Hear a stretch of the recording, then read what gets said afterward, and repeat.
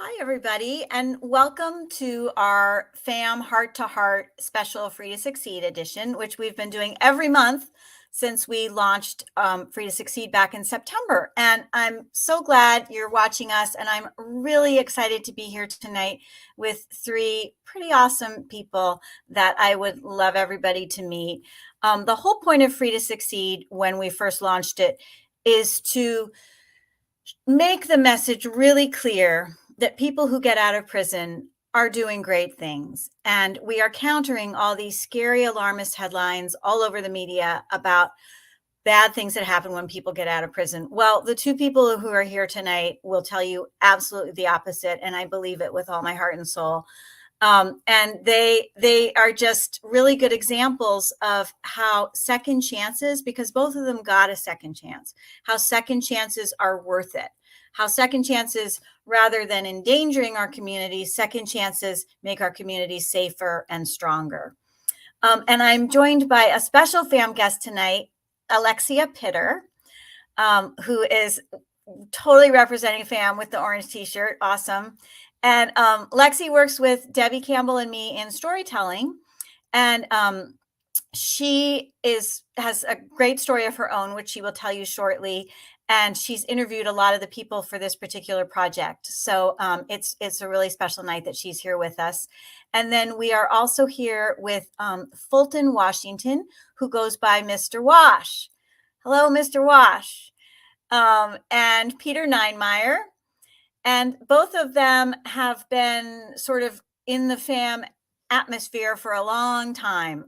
We've known them since they were in prison and then a long time after, up until now. And so we followed them through very long journeys and very difficult journeys that happen to have really great happy endings. But they can speak to many moments in the criminal justice system process, what it's like to be in prison, what it's like to be out, what it's like to have gotten a second chance. And so they are, we're so happy they're out now and continue to advocate with FAM for the same kind of reform that helped them. So let me start with Peter, with you, if you wouldn't mind. Peter, I will just tell the facts and then let you chime in with your story. At least a brief part of your story. So Peter went to prison in 1997. He got a life sentence on drugs charges, and he got clemency in 2016 from President Obama. So Peter, that's the bare bones. There's a lot more to it. Why don't you share a little of your story with us? Okay, no, I'm sorry, I misspoke earlier. I gave no, I'm looking at the wrong things here. I'm sorry. My fault, not yours. Okay. You went in 1991, you got 27 years, and you got clemency in 2010. I'm sorry. No, and I got clemency in 2001 after I served 10 years. I got it all wrong. Okay, 2001. Okay, great. Sorry. All right, now you tell your story much better than I can. Well, first of all, thank you for having this. I always say I'm one of the luckiest people that you'll ever meet, and I couldn't be any more grateful to say that, to get a new second chance and a new lease on life. But I grew up in rural northwestern Kansas, and I was really kind of just a rebellious, defiant child of the late 60s, early 70s. Had a lot of anxiety about going to the Vietnam War. I had a loving, caring, but very authoritarian father. And him and I did not mesh that well. Often I was just a troubled kid. So I remember when I was like 14 years old and this guy came back from Vietnam, and he must have been 20 or 21. And I tried marijuana a few times before that, and it really didn't work. I'm like, most people are thought, okay, I'm good. But I'm like, there's got to be more to it than that. So of course, whenever he said, hey, Pete, you want to get ripped? I thought he meant alcohol, but it was marijuana. It was some nom weed. And I'm like, yeah. So as soon as I smoked that, man, I'm like, wow, I'm not going to get pissed at the old man anymore. I'm just going to get stoned.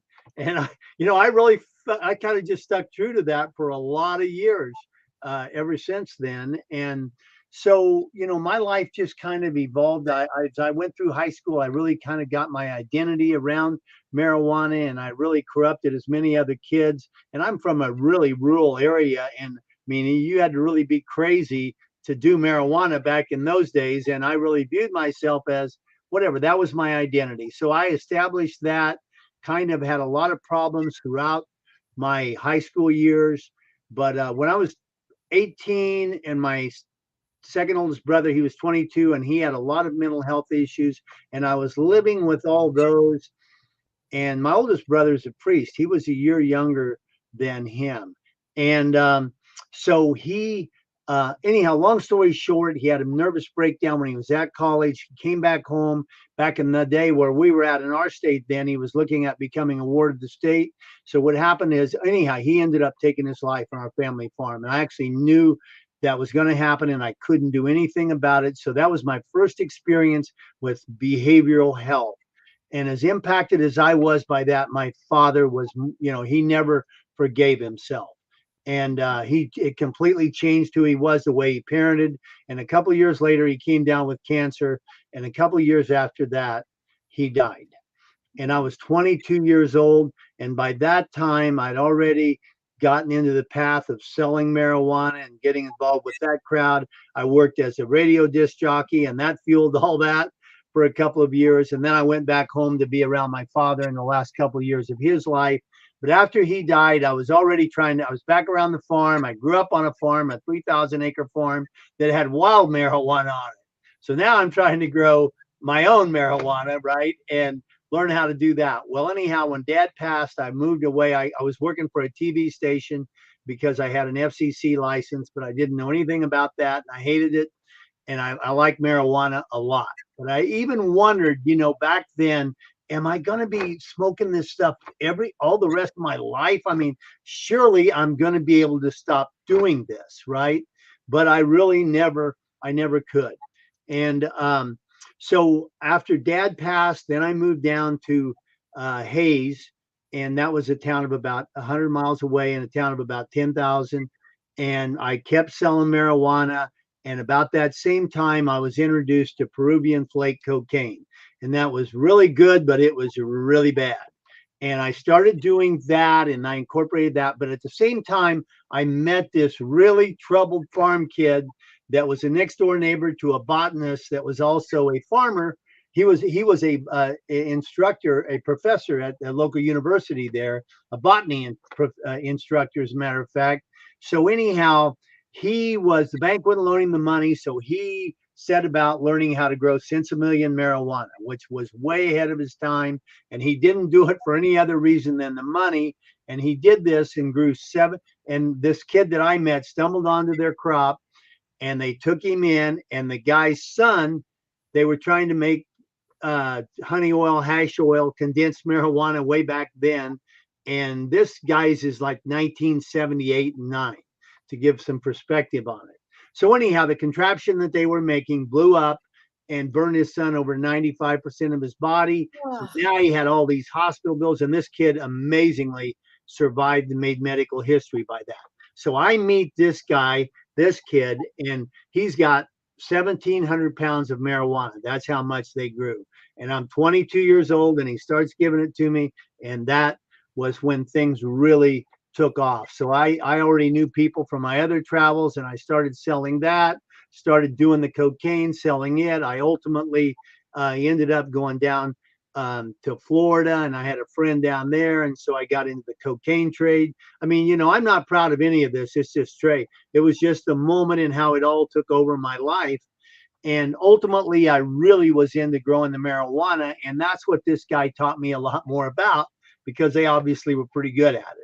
And so then about 2.5 years into this here, within 6 months, man, it was like my first class FCC license and my whole mainstream world was gone. And my family was really concerned about me, trying to do whatever to rein me back in, but I was just lost. And so I got busted the first time for about 100 pounds of weed, or 100 pounds of weed and a half a pound of cocaine. And I got sentenced to a 3 to 10 years, a 1 to 3 year sentence in the state of Kansas, but I got a felony and I lost my FCC license. So that kind of excluded me from that. So then I got placed on probation, but the probation officer never had me do any UAs or anything. Father Carey came down. Hey, this is a bad idea. We're going to change our ways and whatever. And I thought, hey, I'll just quit smoking pot, right? I mean, I'm going to have to do this. And I was scared as hell to do it, but it was much harder than I thought. I was really dependent on marijuana, which, by the way, some people get very dependent on it. And now today, even more so. So anyhow, I ultimately got 1 to 3 year sentence for cultivation. And then, like I said, so what happens is I'm working on a oil rig, because that's what my PO told me. I need you to have a job. I need a pay stub. So he gave me that. So I got the pay stub. I had another friend there working for me, and then I continued to grow marijuana. I went off while I'm on probation, so I really didn't have the proper intervention, and that was part on me. So I continued to do that. And the next time I got, so then I came back from Florida. I got a letter in the mail that said, hey, your probation's been terminated. I thought, oh my God, I'm done. But actually what it meant is that I had successfully completed it. I'd been sending in my probation reports, so I got off. And then the reins really came off the wild horse. So then I really started going to California. I was growing it here, taking it out there. I did that for about 5 years, brought some people from California back to Kansas, and we were doing it more like they did it out there, more customized soil, all that. So this time we were on a farm, rural Kansas, with California plates and tags, and just to set up to get busted, we did. Second time I got a 4.5 year sentence with no state sentence, but I was out on, I appealed it. It's just the way that the whole thing went down. So while I'm out on appeal bond, I'm knowing that the walls are closing in. My attorney told me this is a bad career choice, Peter. And if you get busted again, the next time you do, they're going to cut your off. And I got a pretty good idea what he was talking about. And 2.5 years later, I met him again in a small jail cell in Riley County, Kansas. And that was the third time I got busted within about 10 years. And he told me, you're looking at a 20.5 year mandatory minimum sentence with your other convictions. With your criminal history, you're looking at 24.5 years without the possibility of parole. And in that moment, my life changed. So I ultimately got out. My oldest brother came down. They let me out, and he's, the priest was always a brother's keeper here. And I got out, and I was on bond, and I wasn't on bond. It was an unrevoked, bond. I mean, it wasn't secured. And so anyhow, I was looking at the worst choice I could face, which was either go to prison for 25 years or become a fugitive. And I became a fugitive, and I was on the run for about 1.5 years. I got busted, and I say arrested, but rescued in Miami, Florida on February 8th of 1991.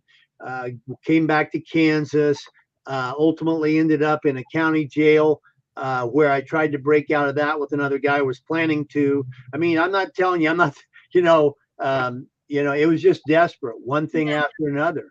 And I mean, being on the run was the worst time of my life. And I ran into this guy at this jail, and the last thing I really wanted to do was that. But then I had to do 25 years in prison. Did I want to live that by knowing, hey, I mean, both were horrible options. Yeah. But ultimately, it was a federal prisoner was in there, and he snitched out our plan, and the feds came and got me in the middle of the night. And I ended up at the United States Penitentiary in Leavenworth, Kansas.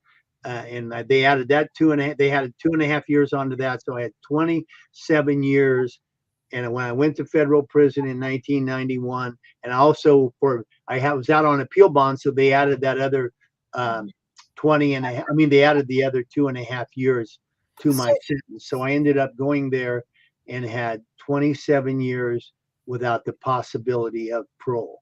And so let me ask you just straight out, like, so how did you, I mean, I know this from talking to you and writing up your story, but you survived in a really interesting way that led to you to today, So how did you survive? And then I want to go to Mr. Wash and get his story too. Yeah, because I'm concerned about that too, because I want to hear Fulton's story in whole. Yeah. And, so I'm going to say it. Okay, so whenever I was in prison. I was in the solitary confinement basically when I first went to Leavenworth, and I got out in D cell block, which was basically the same. And I got this message. I got a 1-page sheet or so from this lady, amazing lady named Julie Stewart, that started Families Against Mandatory Minimums. And that was my first ray of hope. And I'm like, this is Wow. wrong. I'm watching all these young African-American males in there getting these 20, 25-year Buck Rogers sentences for crack, right? Was it the So I'm famgram? like, You got the famgram from I got the CNN? famgram, Yeah. the first one of the first ever, you know, the whatever they want to call it, the entree. Like a newsletter, yeah. Yeah, right. It was just like a 2-page, 4-page, the inaugural, if you will, Oh, famgram. wow. And so anyhow, I got sharing it with guys, and we were like, so when I got to prison in Colorado, I thought the same thing. If we don't do that, we have to do this for future generations. This is insane. Sure, I got on the wrong path or whatever, but this is the first time I'm going to prison, and this is my sentence. Yeah. Okay? And my judge apologized to having to give me that sentence whenever I left. You know, he also told me that, you know, obviously had many chances to change and never, which I've never argued with. But anyhow, I got there, and so we got started. We founded an NAACP inmate organization so that we could have a FAM chapter there. And we did that. And out of the FAM chapter grew this youth prison counseling program called Jericho Road. And that's what changed my life. And we started working with kids coming in from the outside. And, you know, I became kind of like the inmate facilitator of that program. Yeah. And really, you know, it changed the inmates in there more than it probably did the kids we were working with.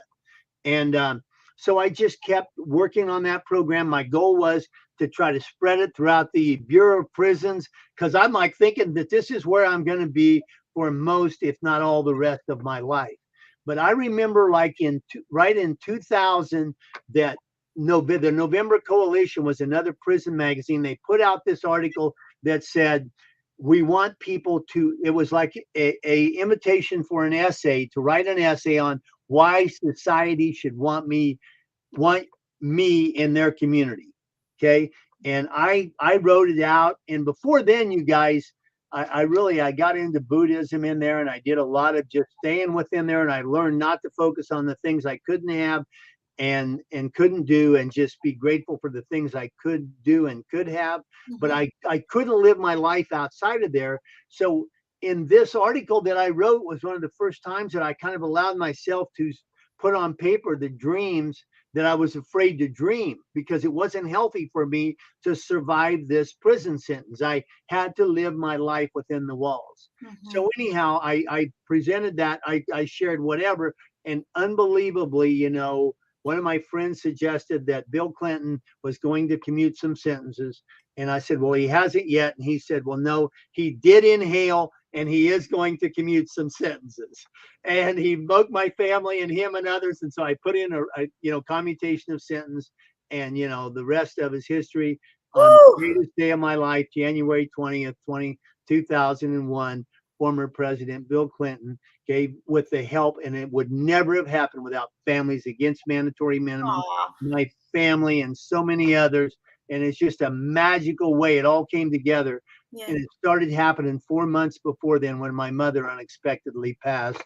And then a whole series of events just came together. Yeah. And, you know, I went through the tragedy of that, talking to my brother, Father Carey, on the phone, to 4 months later celebrating and us screaming at the top of our lungs. Oh, gosh. And it was like the dichotomy of life. Yeah, the dichotomy of life is very true. Well, and Peter, now I want to move to Mr. Wash, but Peter, now you run a behavioral health therapy counseling place called the Caring Center of Wichita.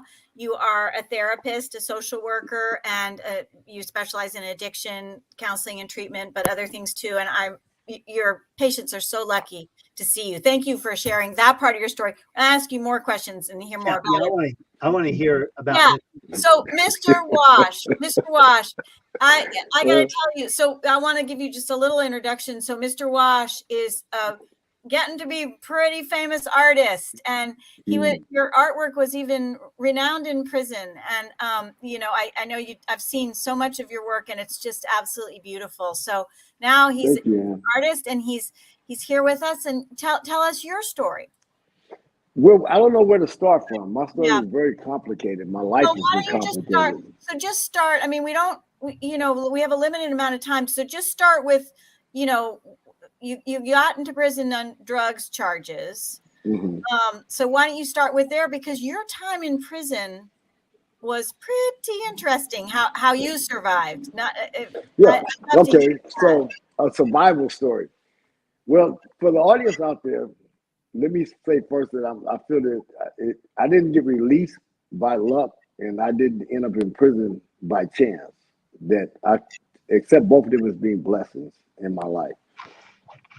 While working on a job, I had a construction company when I was on the street, and we did work all over Southern California and other states as well.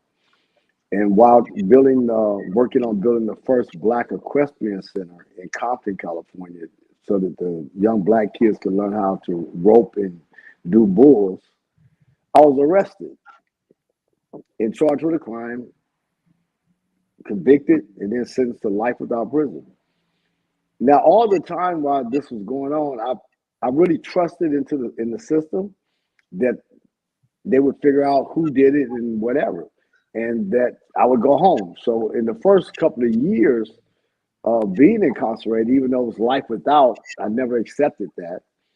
I didn't believe that I was going to be in prison. I believe they're going to find the truth and they're going to release me. But because I had been in construction since I was 14 years old and I was destined to retire in my early 50s, when I found myself at 42 years old in prison with a life sentence, I had to ask myself, what are you going to do when you get out? Now, listening to the older guys that had been there for 20 or 30 years or 40 years, they clearly explained, it was overwhelming, that it was going to take 3 years at the bare minimum and an average around 5 to 7 years before you ever make it back to court. And I'm like, wow, wait a minute. I don't have that much time. I got to get out of here, you know? And they're like, no, if you do everything right, you'll make it.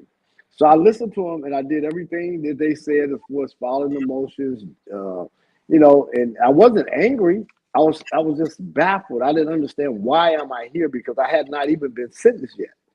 I didn't find out I was sentenced to life until I was in there for about 4 or 5 months. And then because of that, they took me back in 1999. I went in 97. About 18 months later, they took me back and actually pronounced the sentence and said that my counsel told me it was 2 life sentences, but then they converted, what do you call it when they put the two together? Concurrent. And Concurrent. concurrent. Yeah, they made them concurrent and I ended up with one. And they sent me back.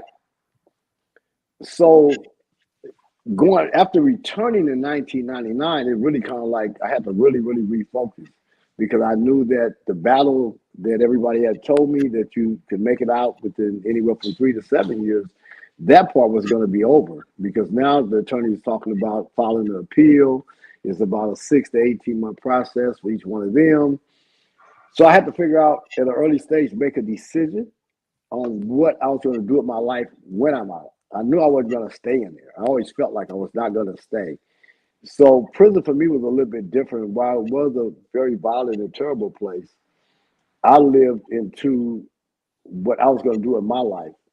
So we had a lot of problems with the prison and with their policy because their policy had nothing to do with anybody's life. I mean, it was only there to keep the prison running. And I refused to accept the jobs that they were giving me. It's like, I'm not going to do it. I spent my life as a contractor building public buildings. I worked on the Twin Towers County Jail here in Los Angeles. I worked on the 105 freeway up under their project, the Staples Center.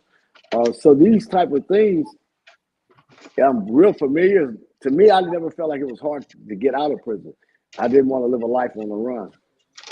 So my attorney asked me one day while we were in court to draw a person that I work with. I didn't know the person very well, but it was only 2 blacks on the job. And he had dreadlocks, like a roster. And I drew a sketch of him. I drew a sketch of another inmate and kind of modified that sketch. And I handed it over to my attorney. She printed it, published it. They walked the canvas, the area, passed them out to all the houses looking for the guy. And some kids came up and like they wanted one, and she kept shishing them away. But she told one of her assistants to give them one so that they would leave. And when she gave one of the kids one, all the kids ran to him, and one of the little kids say, "Hey, that's Jerry."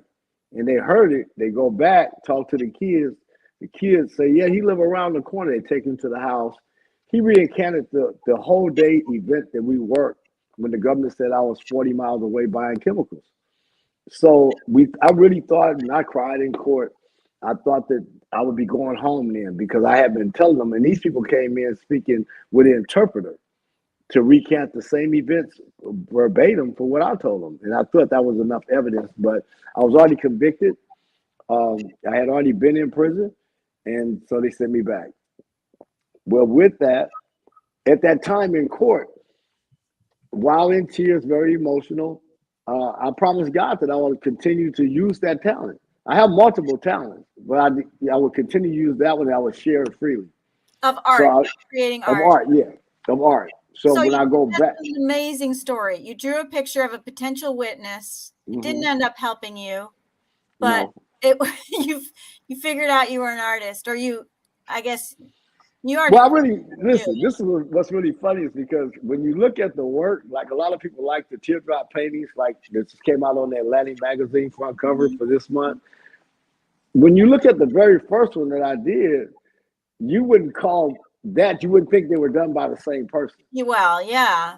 So what happens is that because I was an educator before I went in, I taught blueprint reading and welding. I had a very good pencil hand, like drawing lines and buildings of machines. I could do that. And then when I kind of transformed that pencil drawing like over to trying to draw people, there was a lot to learn. Yeah. But everything that I learned, I shared as I learned it. So I had classes set up. I created a new environment inside the prison that I seen what happened when I went to prison, and is I found myself dumped off into a place that looked like the White House or the Capitol building, right? It looked like a big dungeon. And when I get in there, and it's kind of in the evening time, by the time I get to a bed, it's night. I come out the next day to go eat. And what I saw was everybody was afraid of everybody. Everybody was skeptical of everybody. I didn't understand why. I didn't know really where I was at. I had never experienced federal prison. I had been to prison before, but it was just so much fear and distrust between the guards and the staff, the inmates and the guards, the inmates to inmates. And I had no idea that there were such geographical boundaries. So I crossed them all. I stumbled right across every last one of them. And it became very complex. And people was like, "Man, who the hell you think you is?" I said, "Well, I'm Watch, man. What's up?" And so we had a lot of confrontations inside of that prison. I mean, the very first day I got there, it created this big commotion because I've been on the bus and on the plane for like a day and a half, and I go down to eat. And so I'm the third person in the kitchen. I'm the third person out of 4,000 people. I'm in Leavenworth. So I go all the way to the back, and I get me a seat, and I get my little meal, and you can see people just coming in. They feed 4,000 people in an hour, so you can imagine what the traffic is like. It's like in the dining hall, it's like about half the size of a football field. You can actually get a full run up in there. So anyway, I end up sitting in a seat that was somebody else's seat. And my brain would not compute it when the guy come and stand over me, and you got 700 tables, and it ain't but 4 people sitting down, and you gonna tell me I'm in your seat. So I asked him, was he hungry? And he said, yeah. I said, well, sit down and eat, And so he looks at me and he takes the table next, and I'm just eating my meal. So when lunchtime comes, because the way they release the units is like 1 unit at a time. If you first that day, you first all day.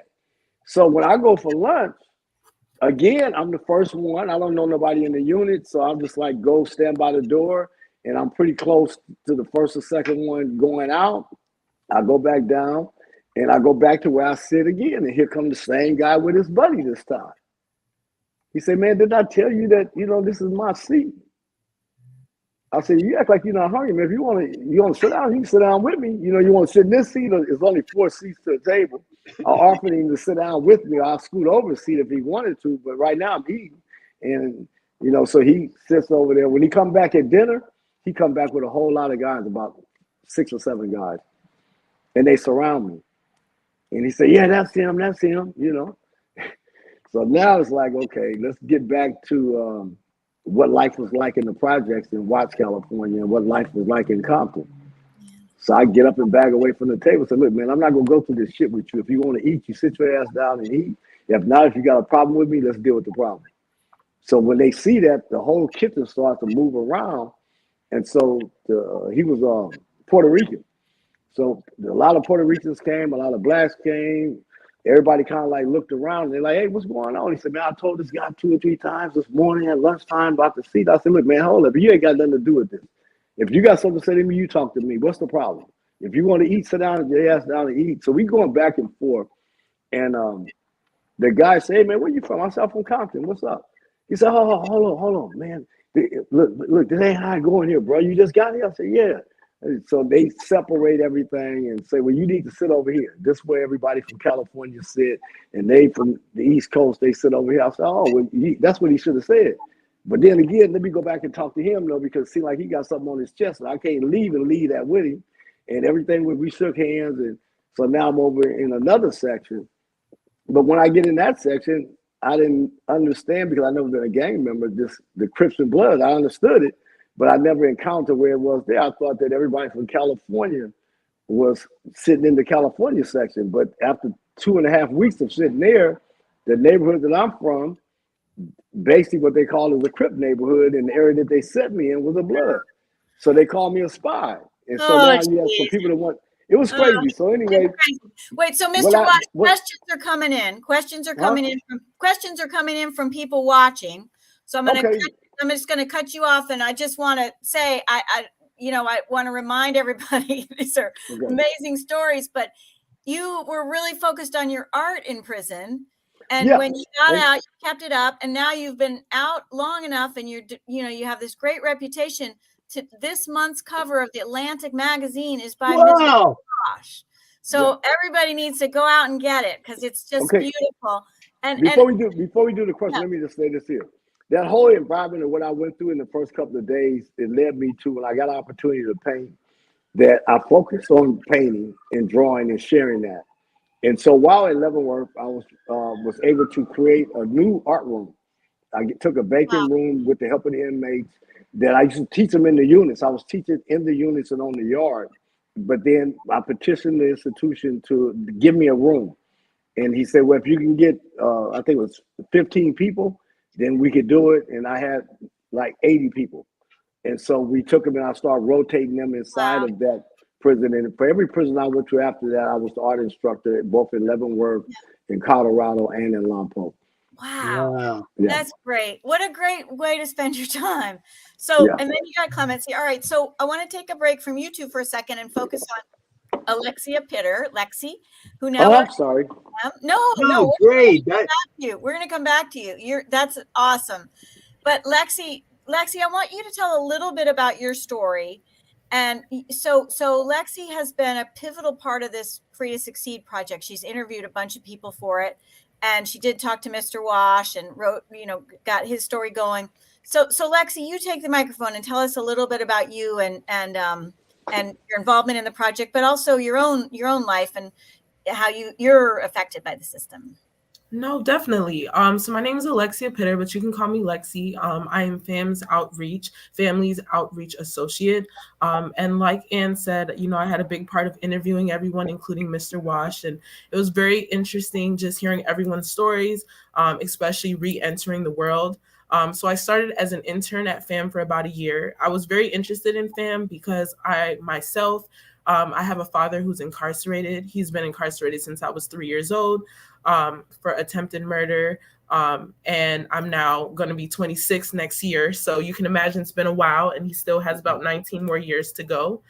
So we're currently going through a clemency process with him. And so it was very exciting to hear all these stories about these amazing stories with people coming home and doing great things with their lives, and really inspired me to think about my dad and think about the amazing things he can do. And also really sharing these stories with him as well, because I think it helps him be very hopeful and things to look forward to. I will say we first started this with second chances, and then it went to free to succeed. And it really made me think about, what does it mean to be free to succeed, and what does freedom mean? And I know that's something I asked Mr. Wash in his interview as well. And so, yeah, that's pretty much my story. I love FAM. I love seeing how everyone can come together and how supportive everyone is. And like I said, it just really gives me a lot of hope for my dad when he comes out. And it gives me access to be able to connect with people I've never been able to connect with, but also changing the narrative of the story. And like Ann said before, a lot of people, there's a lot of misconceptions with those who are incarcerated. And so it's so amazing to hear these wonderful stories, whether it's Peter, or Mr. Wash, and others that will be coming on, in the next weeks. But yeah, that's kind of my story. That's awesome. That's awesome. Thank you, Lexi. Well, so we have a question from somebody watching. I don't know what happened to Mr. Wash. I think we lost him to technology, but hopefully he'll come back. But question for both you and Peter, Lexi, because you have different perspectives on this question. What advice would you give an individual who has a family member doing life in prison? Mm-hmm. So Peter, why don't you start? What would you say? I think Lexi's really qualified here, but yeah, maybe she should start. Yeah, Lexi, go ahead. So, I think that's the thing about hearing many stories. And I think that's also it's very supporting to hear that you're going through things and other people are going through things as well. I think the biggest thing that I hear, and something that I tell myself, is just you really need to maintain the hope. Someone told me in an interview, I was interviewing someone for Free to Succeed, but it was the idea that you need to feel mentally free. And I think Mr. Wash talks about this, about feeling freedom even when he wasn't free. And I got cut off. I can't get back in. Oh, Mr. Wash, now we can hear you. Can you hear us, Mr. Wash? Okay, Lexi, keep going. Yeah, so I think the thing that Mr. Wash said and other people say is this idea of, even when you're incarcerating, really trying to think of yourself as free, especially when it comes to the mind and mental wellness. I know, Peter, you can probably speak about that as well. And so I think the biggest thing is just really having hope, but not being afraid to look out for support. And that's another thing I love at FAM. We have a FAM in Actions page. And so everyone's able to really talk about what they're going through and get that immediate support. And so, yeah, that's the advice I would have. Just really support your loved ones, always checking in with them, but also checking in with yourself as well, because it is very hard having a loved one who's incarcerated. And, trying to read as much as you can about whether what they're being sentenced to or what they're going through, and really understanding their story. Yeah, that's really good advice. Well, Peter, we have another question that's actually tailor-made for you, I think. Okay. And I would like to back on just what Alexa said, the hope thing and keeping the hope alive, and because it was harder. My sister, I felt sisters were like doing time, right? It was harder on them at times, and just knowing that I was okay in there, right? But they're okay in there too. They're just worried about you. But I mean, that was the amazing thing about Mr. Wash, that he kept hope alive, and FAM helped me keep hope alive. But what is they really were that element for so many of us. That's great. That's great. So now what was the question? That question was from Phyllis Bell, but now Valerie Baker's saying, I self-surrender for a 10-year sentence in January. What advice do you have for someone coming in, especially about how to fight for reform from the inside? Okay. Yes, I do have some. Okay, so first of all, I remember whenever I went to Warden Bill Perrell and said, hey, I want to start a Families Against Mandatory. He says, no, we're not Ninemire. We're not doing, I'm the BOP here. We're not doing a Families Against Mandatory Minimums, right? But that's why we started the NAACP inmate organization and finding a chapter, okay? And it brought together, I was a white boy in the NAACP, and it brought together people from all different ethnicities, races, nationalities. And, we all worked together for that common cause, right? We didn't do it the whole, gang, the whole racial thing and all that. We were all about one another. So I just accepted that this was my community. I was living within a community. I realized that I was captured in my own prison, but a lot of people that are out here in the free world, that as a therapist, I have come to learn how true that was. So many people are captured in their own prison. So we just accept where we're at for that moment in time and understand it as a position of growth, right? What we go through always is things we need to be grateful for that make us who we are. But actually, the way that you can is work with Families Against Mandatory Minimums, get other people involved to make, to help understand your particular situation, and just in that there are better options to prison. I'm wanting to write my book here in the next few years on justice reinvestment, on how we reinvest all of this. And really, the whole goal should be to change behaviors, right? So how do we most effectively do that, right? We know that 90% of the people that go to prison for 95 that go to prison for drugs and alcohol end up relapsing back into drugs and alcohol, and 70% go back to prison. Yeah. So, yeah. but more, but Ann, maybe get me a little more on focus on what, just to answer that. But I think accepting where you're at and that you can do a lot from in there, and not totally, but you know what I'm saying, fighting for your release, but at the same time work toward the ways that you can grow, learn, and change yourself. Yeah, it's interesting. Both of you said something along the line. There's this sort of I don't know if it's a dichotomy or a paradox, but you both sort of said, like, when you're in there, you have to accept that you're in there, because you can't live on the outside, but at the same time, because you're in there. Yeah. But, and you have to find some sort of peace in there, but at the same time, you got to ready yourself emotionally, physically, spiritually for when you get out. Is that right? Am I saying that correctly? Mr. Wash, somebody sent a question in. She has to self-surrender in January, and she asked any advice for somebody going in, particularly about how to stay involved in reform, working for reform. Well, my advice to the person that sent that request in is to look at the amount of time that whatever you have to do as far as your sentence go. Use your imagination. You're in a real world, so you have to stay current in your real world. But also think about this. If you have to do 3 years, 5 years, or 7 years, and 8 years or 7.5 years, you could be a brain surgeon, right? You could become an architect. You could become like I did. I became a dental technician, and I became a sculptor inside of prison. I have so many different trades that I've learned to prepare myself for getting out. I'm saying all of that to say that you have to make a conscious decision on what you're going to do with your life. And then the prison has a lot of resources in it, and align yourself with the resources that benefit your life and your plan. And it's not a thought that comes in mind that you have to do. What you have to do is you have to sit down and write out your life. You have time now. Write it out. Put it in pencil and paper, and so that you can move the paragraphs and sentences around to get the priorities in. And that helps you keep you focused. And so things that don't have anything to do with what you plan to do with your life, then leave that alone.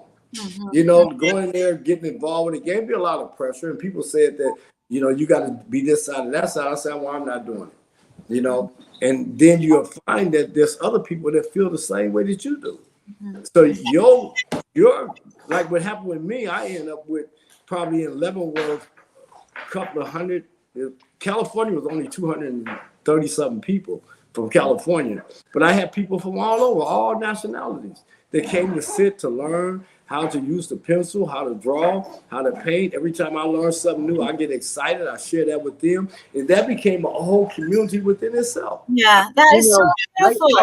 I want to piggyback on to what Mr. Wash said in several respects. Okay, first of all, it's amazing he went to Leavenworth, and that's where I started at, and I was blessed that I feel like, do my time there, and I went to, but he learned to adapt. He didn't change. I didn't either. I came there, and I've never been into all this, had a racial bone, or none of that crap. I just never fit it, never believed it. And when we went to Colorado, I became the inmate like head of inmate organizations and programs, helped develop a Toastmasters club. And I just kept, like what he's saying, envisioning my life, right? What I want to do with my life. And amazingly, I'm using all these same skills today. And so didn't put any barriers on that. And, you know, just how I love the same attitude he had, like that, finding my niche as the inmate liaison between the staff and the inmates there was my survival. I never got into any of that other crap. And just stay positive. And like he says, the positive people will gravitate toward you. They feel the same way. The negative goes over there. You just don't feed into it. Yeah. Wow. See, listen, what Peter is saying is so correct. What happens is that, you know, my co-defendant sent me a letter one day, you know, in his apology for me being caught up in his crime.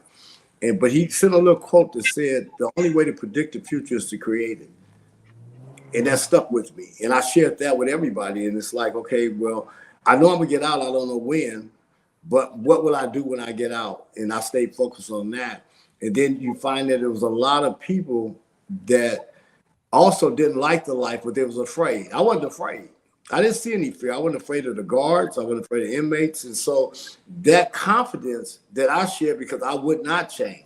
When they came and asked me for my paperwork, I said, look, it's right there in the cell if you want to go in there and get it. That was it. Nobody dared to go in there and get it. Like, well, who are you? I'm Wash, man. What's up? You know, and so anyway, that just standing, you know, stand your ground. You know, I'm not a violent person. I'm not violent. I'm only defensive, you know, and so with that, and I defended the ones that was weak. A lot of the guys that came, they was like, in a sense, I'm not gonna call them like weak in a sense, but they didn't want that type of life. They wanted something different. So what I defended my class. So if they're in my class, you can't bring that here. You know, if you can't bring you and your homeboys and no, that none of that. That's good. That's good. All right. I want Alexi, you ask a question. I can see you got something on your mind. Come on. No, definitely. What I'm hearing a lot from both of you is this idea of dreaming and not being afraid to dream big and finding freedom through that. So I just really want to acknowledge that because that's so important. You guys have obviously had very intricate and interesting and very inspirational stories about where you came from, where you are now. So I wonder, where do you see yourself in the next 5 years? That's a big. Hey, I'm gonna start on mine, Fulton, then because I really kind of do it, and it's been a real struggle. So when I got out of prison, you know, I got involved. I tried to write a prison youth counseling program, all these grants. I had 4 felonies and no degree. So I ultimately went to college and got my substance abuse degree, and I worked at an adolescent treatment center for a while, and then I went and got a job ultimately at a day reporting center working with, I was on parole and I'm working with parolees, right? And then we helped start a program, a day reporting center, putting people in jail, you know, getting people out of jail into community-based treatment. And ultimately I worked in the criminal justice system. Okay. I worked with drug courts, with the criminal justice system, with the judiciary, with the DAs. And one of my greatest, you know, joys was being asked by the district attorney's office to present a 5-part series on the neuroscience of addiction as a biophysiological, psychosocial, chemically induced brain disorder, coming from 17 years earlier when I was 3rd on the most wanted list here. Okay. Not from violence, but from being a menace. Okay. And them saying, oh my God, this makes so much sense. So my goal is to write my book called Justice Reinvestment and all the mental health stuff of myself and my patients in that, but really turn it into an understanding of how the disease of addiction and how we best treat that, right? And I've got a wealth of stories, just like Mr. Wash, his story, you know, and just to weave it all into that. And I know can just be a powerful message about how a European model and how we can change the whole way we address people, you know, with this disease. We don't treat anybody else like this with this disease, right? And what we're doing is actually more punitive and breeding all this contempt and separation like that Fulton talked about in prison. It's absolute insanity. And I'm going to put it in a narrative and put it in. So Fulton, I'm anxious to hear yours. Awesome. I'm going to buy that book. Okay, Mr. Wash. Okay, so I mean that's a really big question because my life has always been complicated, and it's like the fingers on my hand. It's like it's everywhere. But if you was to put it all into a single package, it would be that in 5 years, I would pray and hope to be blessed to have a bridge built. Now, let me explain what the bridge is. When I came home, I spent 21 years, or 20 of the 21 years, learning how to paint, draw, or do whatever, graphic design, and everything art related. And I shared that. But when I came home, as much as I stayed in the newspaper while I was in prison, as much as the inmates embraced me, the staff, and every community on the outside of the prison that I was housed in, they contacted the prison about me doing some art, right? Would he create this or create that? When they had the war in Afghanistan, everybody who died during 2009, I created a mural 20 feet long with everybody in there. It's just things that come to mind I paint out. So when I came home, I went knocking on the doors of museums and galleries all through Southern California, LA, and as far as they would let me go within a 50 radius. And every last one of them rejected me.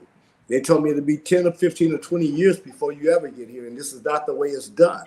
And I tried to explain, but my life has never been common on the path of how things is done. You know, they said I was going to die in prison, and I'm here, and you said I couldn't get 5 minutes, but we've been talking for 45. And he looked and he agreed, right? But still, I didn't get no leverage. So I'm building a bridge with Art by Wash, with this studio, this physical building, that where it'll be a bridge to help people not have to go through all of that. If you spent your life in prison, any of y'all that's out there, your people going to prison.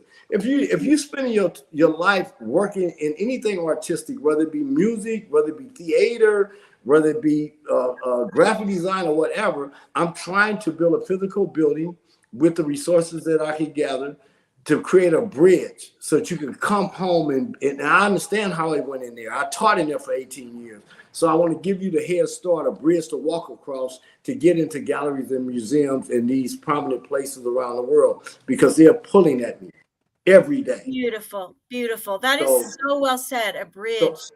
And that's what you feel like too, Fulton. It's like it's pulling at me. You know, my aunt told me when I was got out of prison, you know, Peter, to whom much is given, much is expected. We'll be expecting to hear some great things about you in terms of what you're doing to give back to this world, right? Exactly. And that's just what I feel compelled to do. Somebody asked me if I was retiring, and my daughter started laughing. She goes, "Oh my God, no, he's just wanting to transcend so he can," because I really want to write the book is so I can get on a national speaking circuit. And my second cousin and other people we're in this vision, this goal. We know we have to do it. And I really want to change this all into like a community, you know, just the whole way we have centralized treatment centers, and we don't send people to prison. We do these things that help them get well rather than help them get worse. Let me say something and just kind of tie on to what Peter was saying. Is that you know, when I was young coming up, we had boys clubs and we had summer camps and all that type of stuff. It was accessible. It's not really accessible anymore. So the bridge that I'm building is not just a bridge for people returning home from prison, but also a bridge that would take people and prevent them from going by giving them something to do for the community. I have the Compton School Board. They're joining in with me. The mayor will be coming out here next week on the 21st.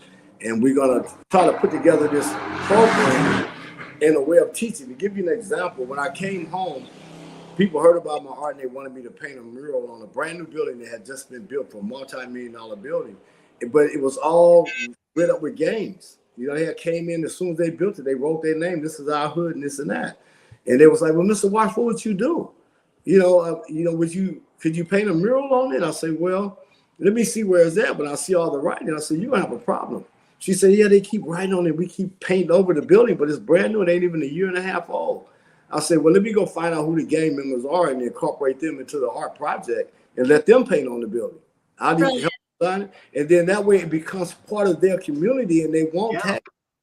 They're going to defend it as if it was theirs because it is theirs." Brilliant. You know? And so that way of thinking, you know, to go into the prison and say, "Okay, I can't change where you got me, but you can't change who I am either." That's So right. I infected the prison to where they wanted me to get out because I got people sitting around reading books.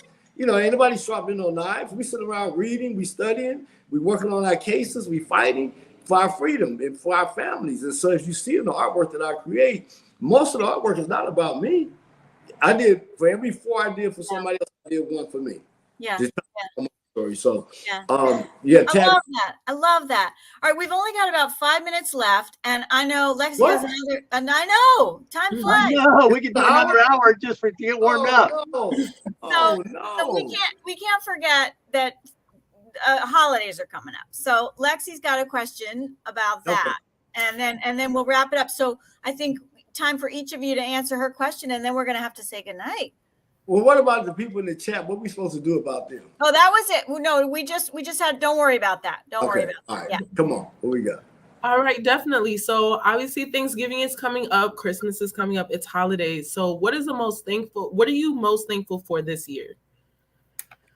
For me, I'm most thankful for freedom, you know, to have the ability to make some decisions on something I want to do and I can do it. I'm more than being thankful, I'm grateful for the opportunity to be able to be with my family and friends, and to have, you know, like we're gonna have Thanksgiving. You know, for this last couple of years that I've been home, I've been so busy on the circuit of building this career that I haven't had time to really spend with my family that they deserve. And hopefully that this year, even though I got a solo show coming up next year that is really pressing, I'm gonna take some days off and spend time with I got 8 kids, 23 grandkids, and 3 great grandkids. And I would love to cook for them.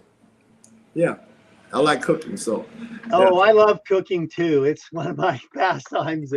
Okay, so what I'm most grateful for, number one, you know, would be my family, and then my freedom, and then my friends. Okay, and that was any toast I had when I got out of prison was that right there, and it still is today. But I mean, just the fact that I'm able to live my life and have a goal of living it to my fuller potential, and to do that, but to have a job where I get to interact with all of these wonderful people I get to help and work with every day. You know, I just have to touch myself to believe it's true. The greatest reward is to be able to be of service to others, just like Fulton was talking about.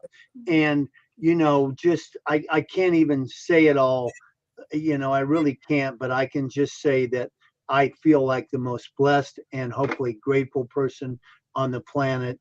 And I want to do nothing but give back to as many people as I can while I'm here, because so many people were left in prison, and I got this opportunity to do this. And by golly, I better do it right, like my aunt told me to. And listen, those people are coming home, Peter. So you do make a path for them. And I want to say one thing. I know we're out of time, but one of the things I did for the whole time that I was in prison, I prayed on this constantly, like a daily prayer before I would leave out of the cell.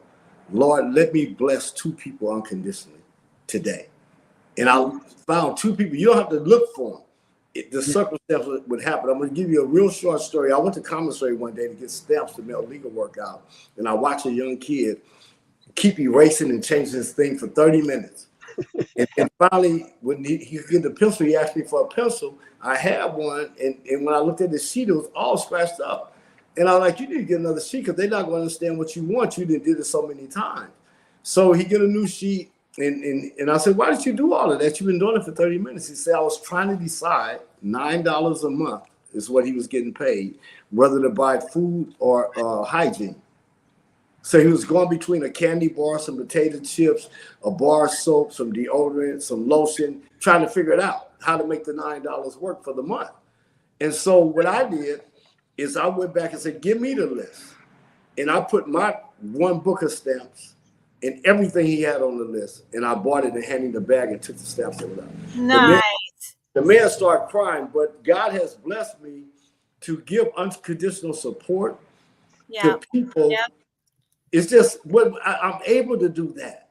It's awesome. And it's our greatest gift, bro. It's our greatest gift. Yeah. We can only have what we give to others. We only have what we give to others. So I'm going to just thank you all, you know, everybody, the way you speak, it is, and you too, Lexi, the way the 3 of you speak is so joyful and moving and really, for anybody who is doubting that second chances work, I Oh, mean, God. come on. I would ask you, can you imagine if Peter Quit Ninemine wasting their lives. and So Mr. many. Wash were still in prison? I mean, Listen. come on.